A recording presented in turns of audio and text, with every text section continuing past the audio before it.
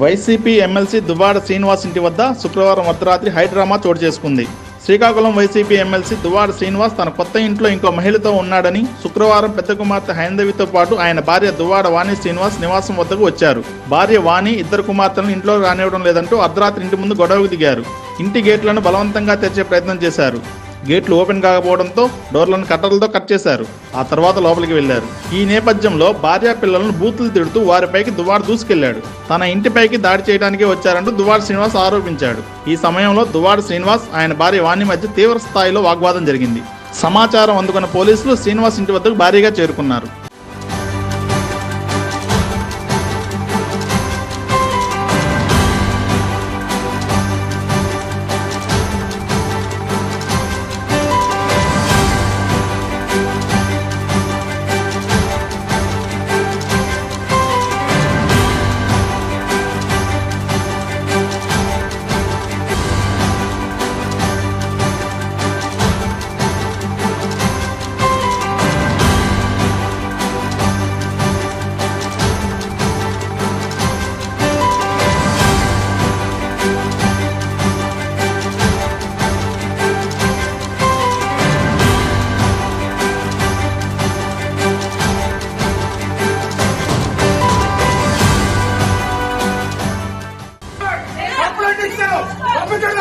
పంపించండి పంపించండి ఫస్ట్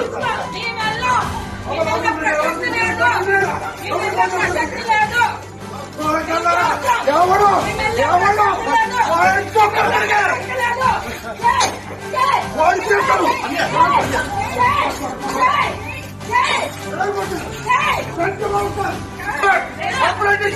పంపించండి పంపించండి ఫస్ట్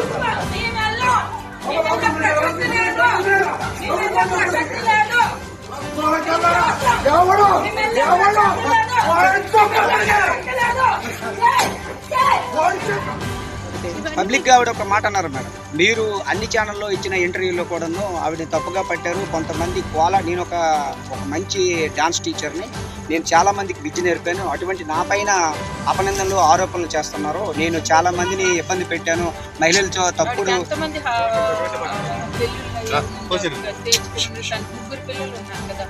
ముగ్గురు పిల్లలు ఎవరో పిల్లలు తన క్లారిటీ ఏమని చెప్పండి. డిఎన్ఏ టెస్ట్ కూడా చేయమని చెప్పండి. అంటే మీరు సవాల్ విసురుతున్నారా?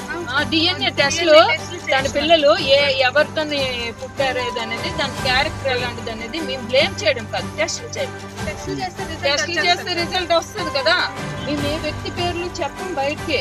మేము ఏ వ్యక్తి పేర్లు చెప్తే వాళ్ళ ఫ్యామిలీని తప్పు పట్టిన వాళ్ళు మోసం.